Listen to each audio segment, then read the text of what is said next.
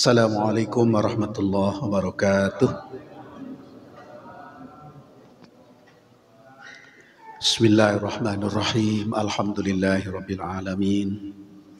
Wassalatu wassalamu ala sayyidil mursalin sayyidina maulana Muhammad wa ala alihi wa ashabihi ajma'in. Wa la haula wa la quwwata illa billahil aliyyil azim. Allahumma aftah lana hikmataka wansur alaina rahmataka min khazaini rahmatika ya arhamar rahimin. Allahumma aftah lana futuhal arifin waj'alna minal ulama'il amilin waj'al a'malana khalisatan liwajhikal karim. Allahumma anfa'na bima 'allamtana wa 'allimna ma yanfa'una wa zidna ilma warzuqna fahma. Alhamdulillahi ala kulli hal wa na'udzu billahi min hali ahli an-nar. Sallallahu ala sayyidina Muhammad wa ala alihi wa ashabihi ajma'in. Alhamdulillahi rabbil alamin. Bapak-bapak dan ibu-ibu yang saya muliakan, kita meneruskan kajian hadis ya yang ada di dalam Riyadhus Shalihin. Saya agak lupa itu sudah sampai di mana. Kalau tidak salah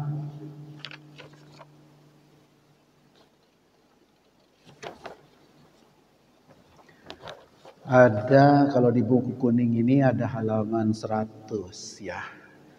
Yaitu pada babun finnahyi anil bid'ah wa muhdatsatil umur. Bab tentang mencegah dari bid'ah dan perkara-perkara yang baru. Perkara baru, perkara dalam agama yang dibikin-bikin. Ya, itu muhdatsatul umur. Babun finnahi anil bid'ah wa muhdatsatil umur. Bab menerangkan tentang mencegah dari bid'ah wa muhdatsatil umur dan perkara-perkara yang baru-baru yang dibikin-bikin sendiri lalu dimasukkan sebagai ajaran agama. Qala Allah Ta'ala fi kitabil karim. A'udzu billahi minasyaitonir rajim. Famadza ba'dal haqqi illa dhalal. Ini ayat Quran ya. Di kitab ini tidak cantumkan surat dan ayatnya ya. Mencari sendiri. Famadza ba'dal haqqi illa dhalal. Famadza, maka apakah lagi ba'dal haqq, setelah hak, illa dhalal, kecuali kesesatan. Jadi kalau bertentangan dengan yang hak pasti sesat gitu ya.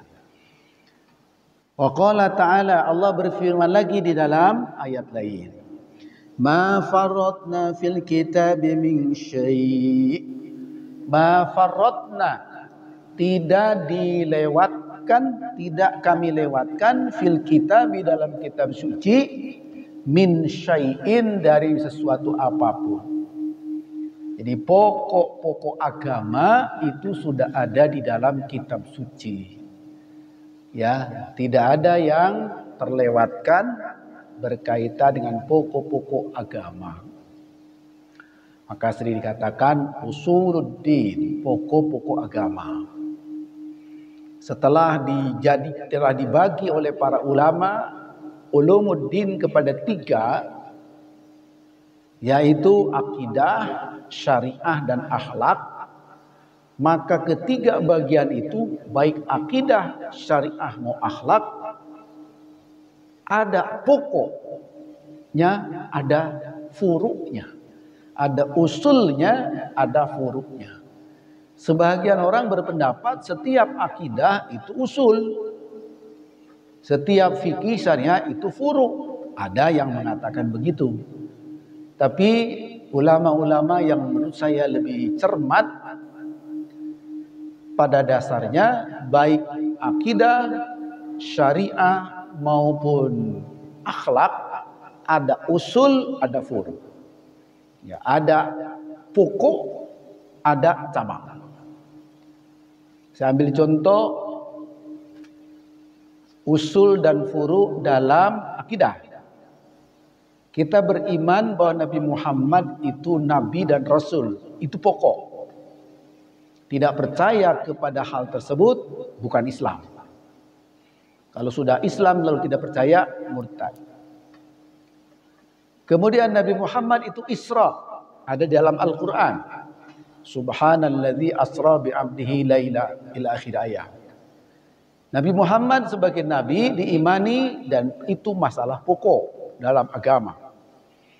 Isra pokok juga ternyata, karena disebutkan dengan sangat jelas oleh Al-Quran, diberitakan secara mutawatir oleh hadis-hadis Rasul, jadi bahwa Nabi Muhammad menjalani Isra, diperjalankan sebagai Isra oleh Allah, itu juga pokok akidah. Lalu muncul furu. Sampai di mana ujungnya Rasulullah itu Isra Mi'raj. Nah, baru di sini ada muncul furu. Sebagian ulama mengatakan hadis ahad. Sampai setelah Sidratul Muntaha ke sana itu hadisnya ahad.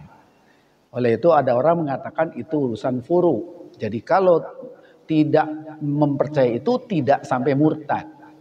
Tapi ada hadisnya, cuman hadisnya tidak sampai mutawatir, tidak banyak yang meriwayatkan, hadis ahad saja.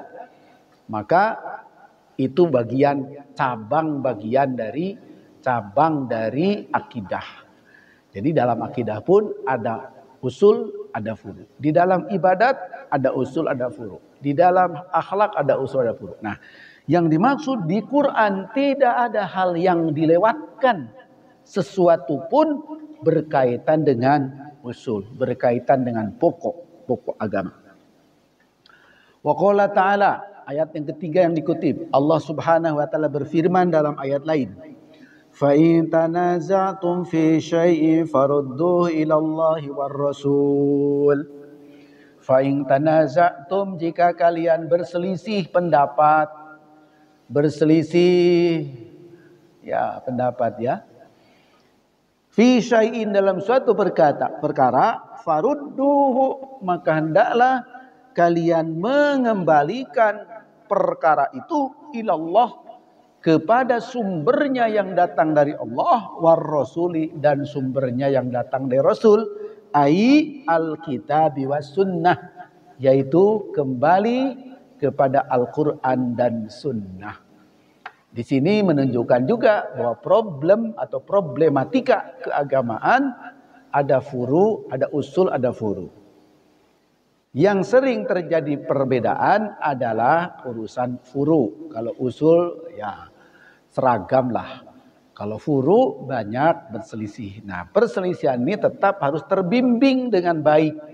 Caranya pakai ukuran Al-Quran dan Sunnah. Ayat yang keempat. Wa qala ta'ala, dan telah berfirman Allah Ta'ala, wa anna hadza sirati mustaqima fattabi'uh wa la tattabi'us subula fatafarraqa bikum an sabilih. Ayat Quran lagi ya. Wa anna hadza sirati mustaqima.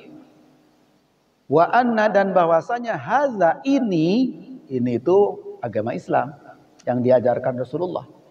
Sirati, jalanku, mustaqima, yang lurus. Fattabi'uhu, maka hendaklah kalian mengikuti jalan lurus ini. Wala tattabi'u, jangan kalian mengikuti as-subula, berbagai jalan, bermacam-macam jalan. Karena subula itu jamak dari sabil. Jangan kalian ikuti bermacam-macam jalan yang di luar jalan Rasulullah tadi. Fatafarraqa, maka nanti akan terjadi firqah, perselisihan, bikum, di kalangan kalian, ansabilih, dari jalan itu. Jadi akan terjadi lantaran tidak mengikuti jalan Rasulullah SAW. Tentang ayat ini saya mau komentari, saya tambah komentar. tentang ayat yang terakhir barusan. Ada riwayat hadis Rasulullah, apa di sini juga ada jangan-jangan ya hadisnya? Kayaknya enggak ya. Rasulullah suatu hari membuat garis di hadapan para sahabat, bikin garis lurus. Lalu setelah itu Rasul bikin garis di pinggirnya yang nyerong-nyerong ke sini. Lalu Rasul mengatakan mengutip ayat ini. Ya, wa anna hadza sirati mustaqima. Jalan lurus ini jalan aku. Jalan lurus. Wala tattabi'us subula. Jangan kalian ikutin yang ini. Yang nyeleweng-nyeleweng ini. Di kiri kanan ada garis-garis yang nyempang, yang nyeleweng, yang nyerong. Jangan ikutin ini. Kata beliau di setiap garis yang nyerong itu ada setan situ. Yang menyelewengkan kita, menjerumuskan kita. Nah, wala tattabi'us subula.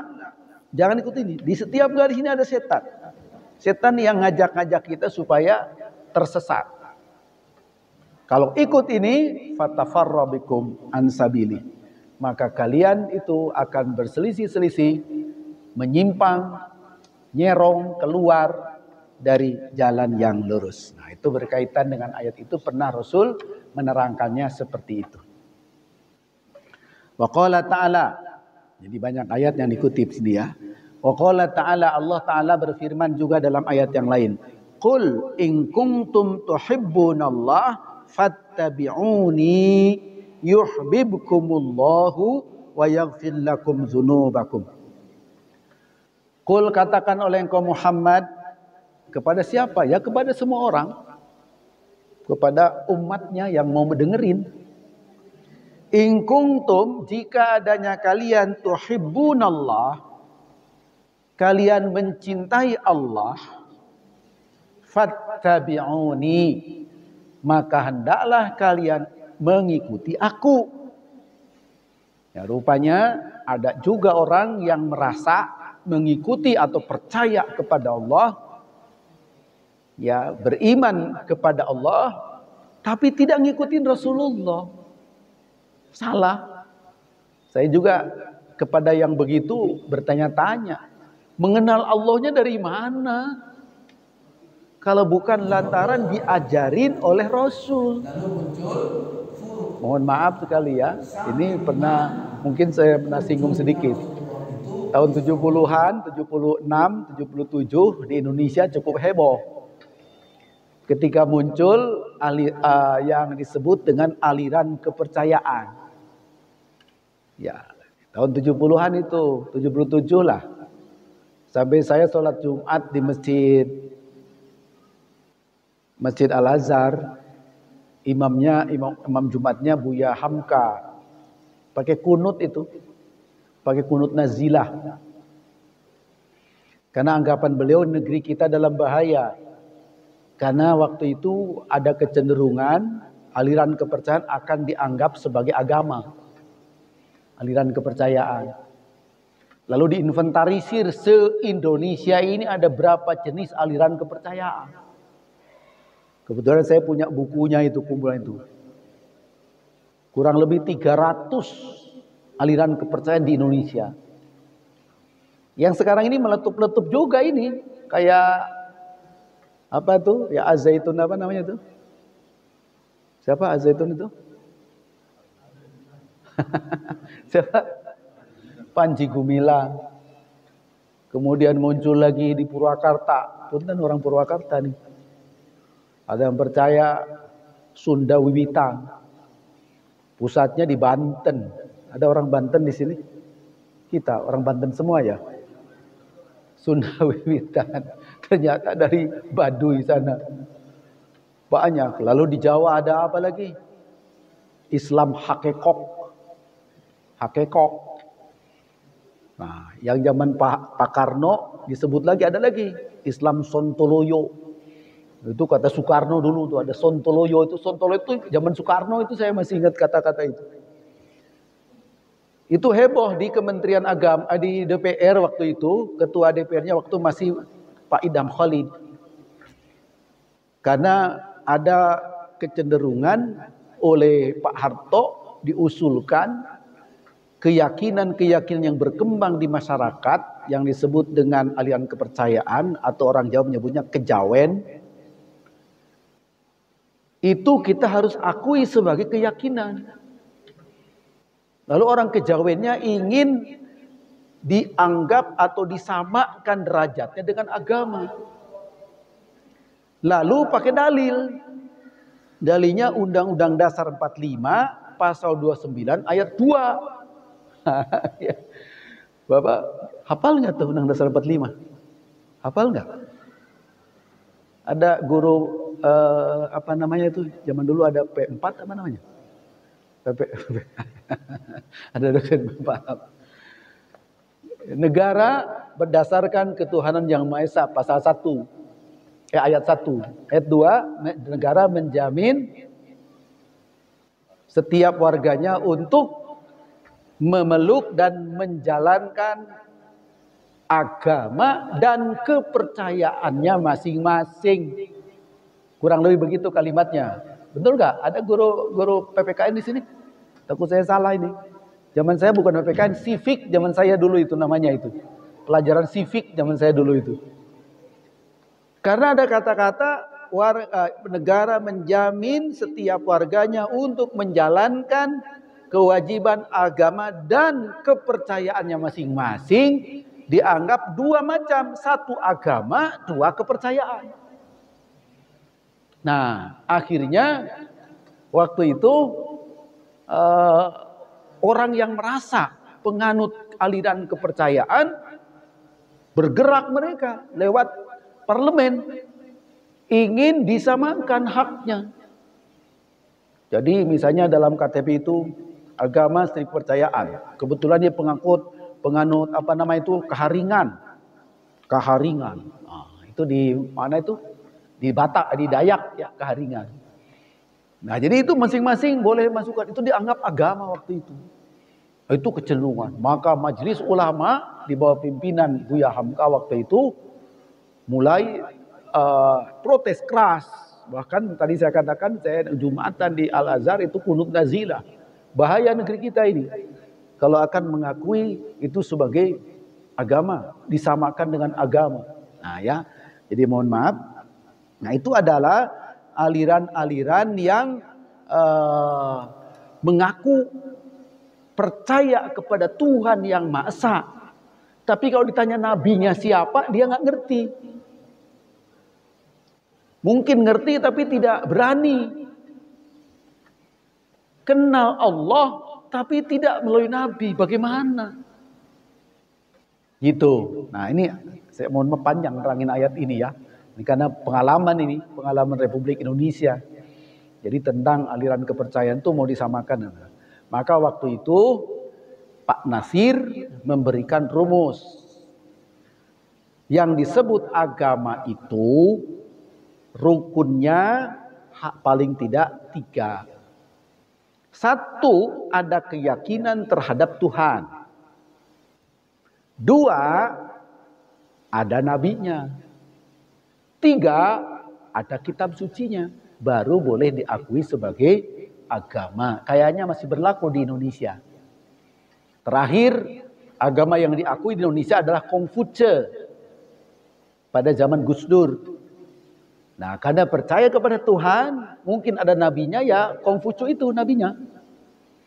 Kitab sucinya saya tidak tahu, karena belum pernah baca. Nah, karena dulu Muhammad Nasir memberikan tadi rumusan. Di Indonesia diakui agama kalau unsurnya ada 3. Gitu. Aliran kepercayaan, punten kejawen waktu itu yang agak ngotot ya. Ketika ditanya bagaimana unsur 3-nya ada enggak? Nah, kebingungan dia.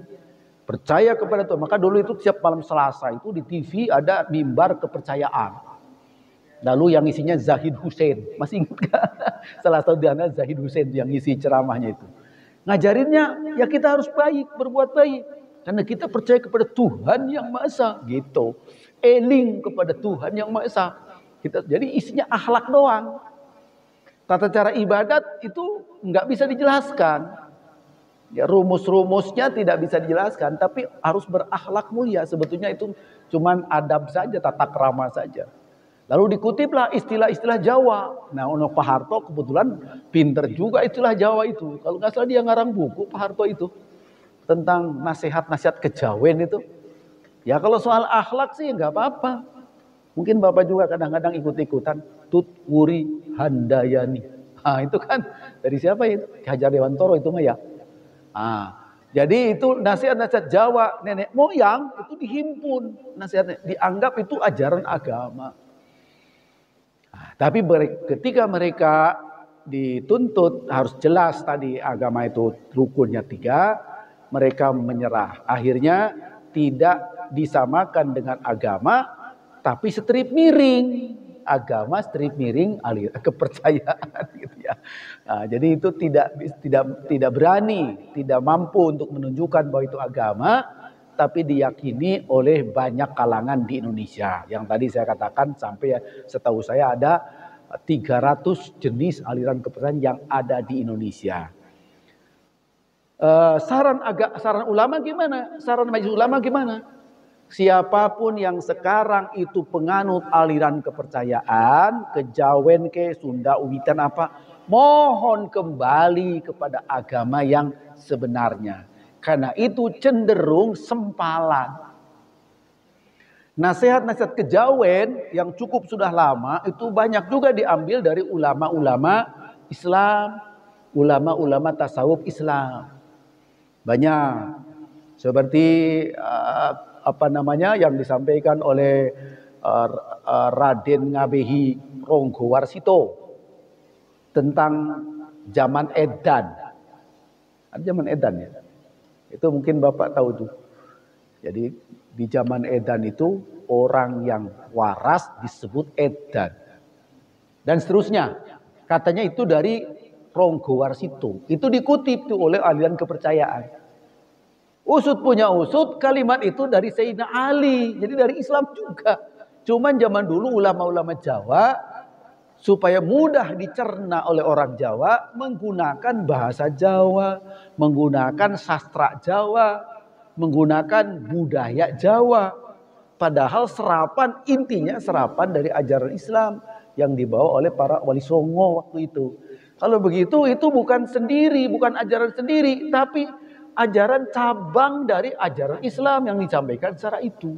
Maka para ulama waktu itu menghimbau siapapun yang sekarang masih menganut aliran kepercayaan, mohon kembali kepada induk agamanya. Kalau sempalan dari Islam, kembali ke Islam. Sempalan Nasrani, kembali ke Nasrani. Sempalan Hindu, kembali ke Hindu. Itu himbauan tokoh agama waktu itu. Ya, saya masih ingat tuh bagaimana itunya, karena saya punya buku khusus rekaman peristiwa bagaimana aliran kepercayaan itu menjadi perjuangan sengit di parlemen waktu itu ya, sampai cukup sengit. Yang demo juga waktu jarang demo, tapi ada juga yang demo waktu itu ya. Nah, saya masih ingat. Nah, kembali ke sini, bagaimana orang mengaku percaya dan mencintai Allah tapi tidak lewat Rasul. Jadi berarti dia merasa nabi sendiri kali ya. Apa mungkin masing-masing orang jadi nabi? Nah, tidak ada pembimbingnya. Jadi itu adalah kalimat yang harus direnungkan baik. Maka ayat mengatakan, "Qul," katakan oleh Muhammad kepada manusia itu, kepada siapapun, "In kuntum tuhibbunallah," kalau kalian cinta kepada Allah, fattabi'uni, harus ikut aku. Aku itu maksudnya Nabi Rasulullah ya. Yuhibbukum, kalau kamu percaya kepada Allah, cinta kepada Allah, ikut aku, yuhibbukum, bakal mencintai kamu, bakal mencintai kalian siapa? Allahu Allah. Jadi lengkaplah iman kepada Allah, iman kepada Rasul ya. Jalan kehidupannya ngikutin jalan Rasul. Wa yaghfir lakum dzunubakum. Kalau cinta kepada Allah, mengikuti Rasulullah, maka Allah cinta kepada kalian dan kalian akan mendapat pengampunan dari dosa-dosa. Itulah ayat-ayat yang dikutip oleh penulis kitab kita ini, Imam An-Nawawi. Wal ayatu fil babi, adapun ayat-ayat dalam bab ini katsiratun ma'lumatun. cukup banyak dan cukup sudah diketahui. Jadi ini hanya beberapa yang dikutip sebelum masuk ke hadisnya. Kemudian hadis pertama. Wa mal haditsu fakatsiratun. Oh, hadis juga banyak. Tadi ayat banyak ya, hadis juga banyak. Wa mal ahaditsu, adapun hadis-hadis fakatsiratun itu pun banyak. Jiddan, sangat. Fakatsiratun jiddan, sangat banyak. Wahia, adapun hadis-hadis itu masyhuratun, cukup masyhur, cukup dikenal. Jadi oleh orang yang rajin mengaji Al-Quran, rajin mengaji hadis, hadis itu banyak dan cukup masyhur, cukup terkenal, dikenal. Jadi masyhur itu terkenal ya, bahasa kalau jadi bahasa kita masyhur. Fanaktasiru, maka kami meringkaskan ala tarafim minha, kepada sebahagian saja. Jadi di sini beliau katakan, oh banyak hadisnya tentang ini, tetapi kami meringkaskan beberapa saja di sini. Satu, an Aisyah radhiyallahu anha, dari Sayyidah Aisyah radhiyallahu anha qalat, beliau berkata, qala Rasulullah sallallahu alaihi wasallam, telah bersabda Kanjeng Rasul sallallahu alaihi wasallam, man ahdatsa fi amrina hadza, man barang siapa ahdasa, yang membikin-bikin yang baru, fi amrina, dalam urusan kita, hadza ini, maksudnya urusan kita adalah agama.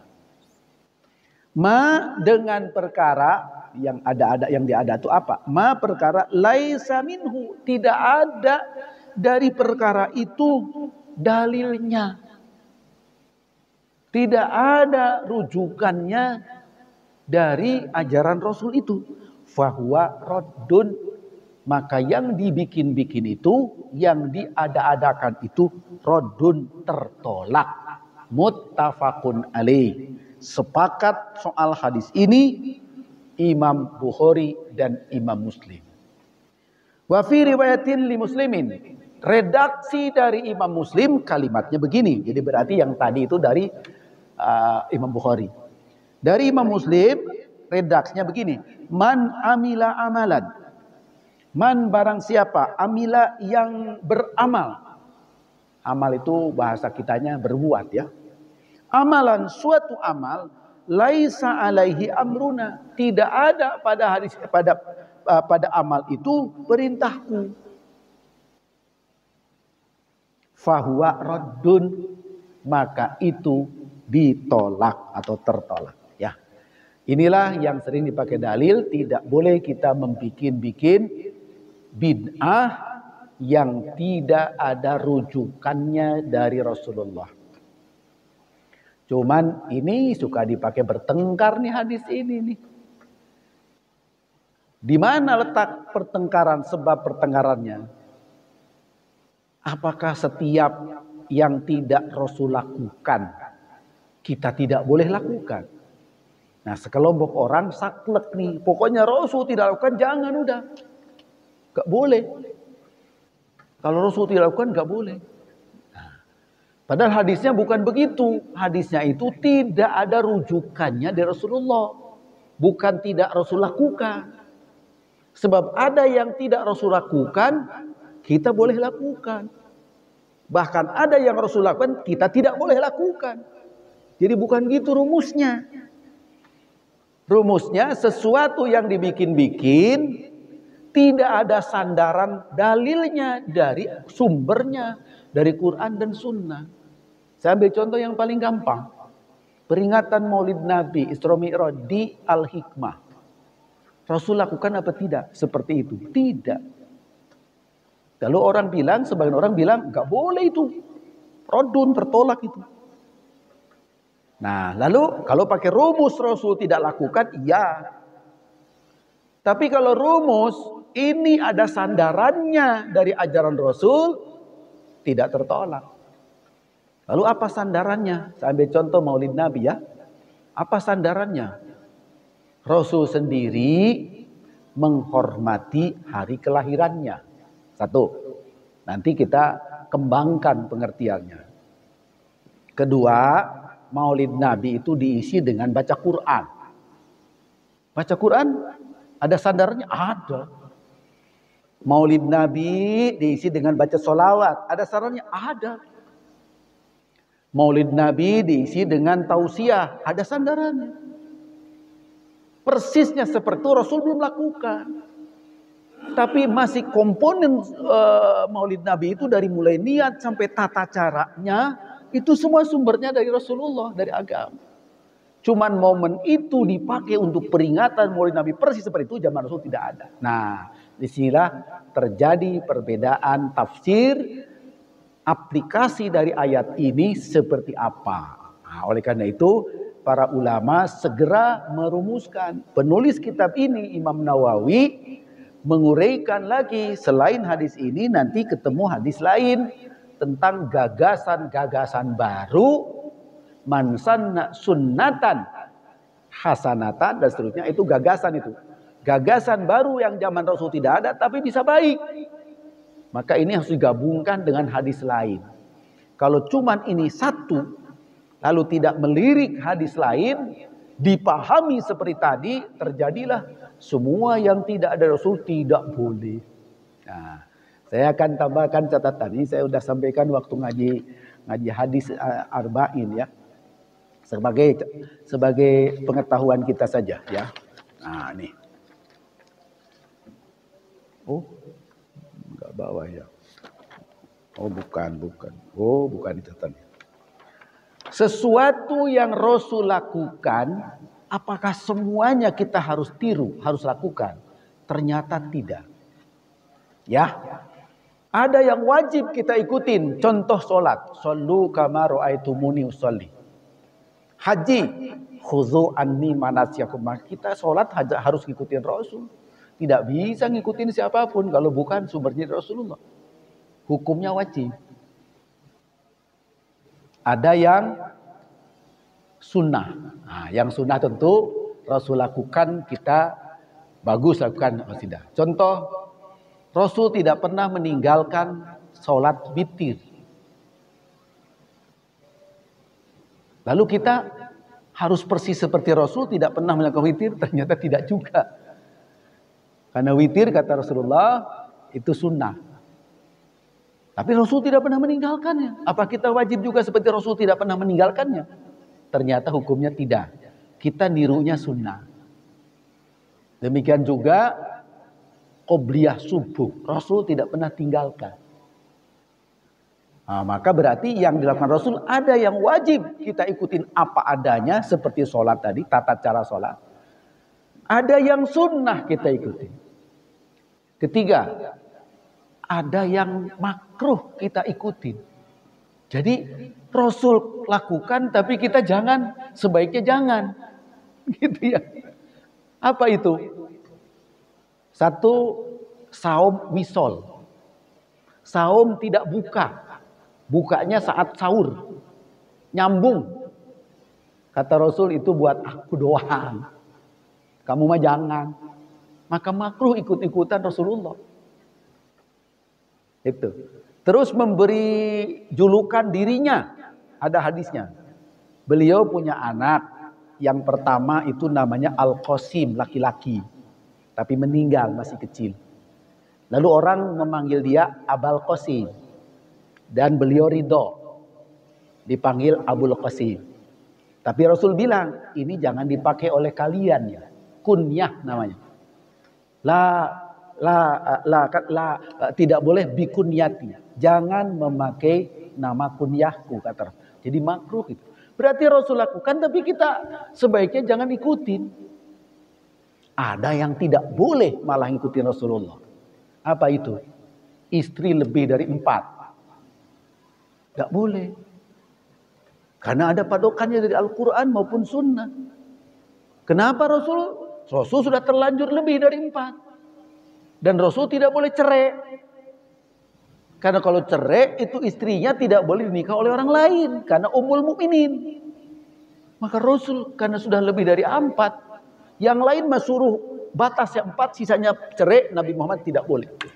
Apa kita ngikutin beliau? Tidak bisa. Jadi apa yang dilakukan Rasulullah itu kalau dirinci, ada yang wajib kita ikutin apa adanya, ada yang sunnah, kemudian ada yang makruh, ada yang haram ngikutinnya, ada yang mubah. Kalau mubah itu apa? Rasul suka makannya yang manis-manis, boleh tuh ikutin beliau suka manis. Tapi kan saya diabetes, ya sudah nggak apa-apa, jadi hukumnya boleh. Saya emang nggak suka manis, saya yang senang yang asam. Sudahlah asam. Jadi itu mubah. Jadi kalau itu ngikutin Rasul itu kalau dirinci bisa hukumnya 5. Jadi seluruh kata-kata semua kita ngikutin Rasul itu tidak, itu terlalu sempit pandangannya. Sekarang yang tidak Rasul lakukan juga kalau dirinci itu ada rincian. Yang tidak Rasul lakukan ada yang tidak yang kita harus ikutin juga, jangan lakukan, ada. Tapi ada yang Rasul tidak lakukan, tapi oleh kita baik dilakukan. Contohnya apa? Ini terkenal banget.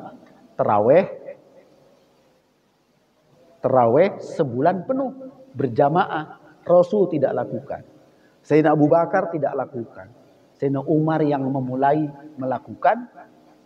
Tetapi tidak ada kontroversi, tidak ada kontradiksi dengan teladan Rasul. Karena ketika ditanya Rasulullah oleh para sahabat, kenapa Tuhan ditunggu di masjid untuk sholat tarawih lagi? Ternyata Tuhan nggak ke masjid. Cuman 3 malam beliau memimpin itu. Itu pun tidak ngajak-ngajak. Nabi Muhammad sholat malam nih bulan Ramadan di masjid. Nah sahabat itu kan seneng niru Rasulullah. Kalau Rasul lakukan ngikut, nggak disuruh juga ngikut. Begitulah sahabat itu. Rasul apapun diikuti. Ternyata cuma 3 malam Rasul nggak muncul. Penasaran sahabat bertanya, kenapa Tuhan tidak muncul? Kami udah siap mau ngikutin lagi. Kata Rasul, aku takut itu tarawih diwajibkan itu. Kalau jadi wajib kan hukum masih berjalan, masih turun, masih berproses. Tiba-tiba Allah turunkan, diwajibkan sholat tarawih selama sebulan terus menerus berjamaah. Coba. Banyak yang kena denda itu tidak tarawehan. Rasul tahu itu. Jadi alasan Rasul tidak meneruskan itu karena takut. Nah, ketika Rasul sudah wafat, bahkan sudah sekian lama, Abu Bakar Umar bin Khattab tidak mungkin hukum berubah, tetap sunnah-sunnah, tidak mungkin jadi wajib. Maka ketika itu dia lakukan, yuk tarawih kita sebulan penuh, terus sampai sekarang. Itu tidak ngikutin cara Rasul itu. Tapi boleh, bagus. Semua orang sahabat semua setuju. Kan waktu Sayyidina Umar melakukan itu kan sahabat yang lain murid Rasulullah masih banyak, relatif lengkap. Masih ada Sayyidina Utsman, Sayyidina Ali, Sayyidina Aisyah masih ada. Sepakat itu terusin. Padahal Rasul tidak kasih contoh itu. Maka kemarin saya singgung juga, mohon maaf nih. Salaman habis sholat, mohon maaf nih. Nggak ada contoh Rasul itu. Nanti orang teman kita banyak mengatakan itu kan bid'ah ya. Banyak orang yang minggat saja, mau disalamin aja pergi dia. Ketakutan karena dosa itu. Kalau salaman habis sholat dosa. Ada yang mengatakan begitu, itu bid'ah bikin-bikinan. Nah ini pakai rumus tarawih ini mestinya. Apa Nabi Muhammad pernah berjabat tangan di masjid? Pernah, ada hadisnya. Apa Rasul mengatakan jabat tangan bagus? Bagus kata Rasulullah. Tapi habis sholat Rasul jabat tangan enggak. Padahal kata Rasul jabat tangan bagus. Tapi habis sholat enggak. Enggak ada contoh itu. Nah, walaupun Rasul tidak ditanya itu dan tidak ada jawaban tentunya, tapi kita bisa pakai rumus itu. Apa rumusnya? Kalau Rasul kasih contoh salaman habis sholat, lalu para sahabat menganggap itu kewajiban. Bayangin, habis sholat wajib salaman. Semuanya. Sekarang haji itu berapa jemaahnya itu kalau sholat? 2 juta. Lalu wajib salaman. Betapa repotnya 2 juta keliling salaman kayak di Al-Hikmah. Maka Rasul seolah sudah tahu. Itu baik tapi tidak usah kasih contoh, takut jadi hukum wajib. Repot. Rasul tahu. Tetapi sekarang setelah Rasul sudah wafat, hukum tidak berubah. Lalu sekedar sesama yang dekat tentu saja boleh. Karena kebaikannya tetap ada di situ. Tapi merepotkan seluruhnya nggak usah dipaksakan. Karena Rasul juga tidak beri contoh. Jadi hukum seperti itu berarti itu bukan bid'ah itu. Kebaikan juga. Cuman sifatnya kondisional, sesuai dengan kondisinya. Nggak usah semuanya harus bikin repot, tapi yang dekat-dekat mah ya baguslah sambil senyum gitu kan. Sambil baca sholawat lagi. Ada kebaikan sholawat, kebaikan senyum, kebaikan jabat tangan. Ya, beberapa orang di antaranya. Maka mohon maaf kalau saya secara pribadi, kalau ketemu ulama saya senang berjabat tangan. Senang saya. Kalau bisa, ya, kalau tidak bisa nggak usah maksa gitu ya. Karena kita menunjukkan sahabat dan saling mencintai dalam kebaikan. Mohon maaf ya jadi panjang uraiannya ya. Karena memang ini hadis yang suka dipakai debat ini. Udah kita ini sudah tahu ini. Selalu pakai dalil yang bid'ah kan ini dalilnya Pak. Tetapi bacalah lebih panjang uraian para ulama tentang hadis ini. Lalu lirik juga hadis yang melengkapi hadis ini. Jangan cuma ini, supaya memperoleh gambaran utuh. Maka saya kembali, yang diancam oleh Rasulullah bahwa itu adalah bid'ah dolalah, adalah bid'ah yang tidak ada sandarannya sama sekali dari ajaran Rasulullah Sallallahu Alaihi Wasallam. Ya, insya Allah nanti kita teruskan agak panjang memang hadis ini ya, karena harus panjang neranginnya. Kalau tidak nanti salah pengertian. Nah, itulah yang menjadi perselisihan umat Islam sekarang hampir di mana-mana. Soalnya ini juga ya. Saya dengar ada di internet di medsos ada lagi bertengkar juga katanya ya. Ustadz Adi Hidayat sama siapa itu yang dari Salafi itu? Soal apa itu? Soal nyanyi. Hukum nyanyi dan syair. Waduh, lagi heboh. Lagi-lagi itu sudut pandang yang agak sempit itu memang membuat pertengkaran itu. Oleh karena itu diperluas wawasannya, kemudian dicermati baik-baik. Insya Allah Islam itu rahmatan lil alamin ya, bukan bukan ladangnya pertengkaran. Di Islam itu justru ladangnya saling kebaikan, saling mendukung kebaikan. Wallahu a'lam bishawab. Nampaknya sudah di bel nih, sudah habis waktunya. Ada tidak banyak hadisnya cuma 3, tapi mohon maaf saya baru sampaikan 1, itu pun saya membutuhkan uraian lebih panjang. Ya, insya Allah mohon maaf lebih kurangnya. Ini sekedar berbagi pengetahuan. Kalau ada yang keliru, Bapak mengetahui saya ada keliru, silahkan saling koreksi, saling mengingatkan. Hadanallahu yakum ajma'in. Subhanakallahumma rabbana bihamdik. Asyhadu an la ilaha illa anta astaghfiruka wa atubu ilaik. Wassallallahu ala sayyidina Muhammad wa ala alihi wa ashabihi ajma'in. Walhamdulillahi rabbil alamin. Wassalamualaikum warahmatullahi wabarakatuh.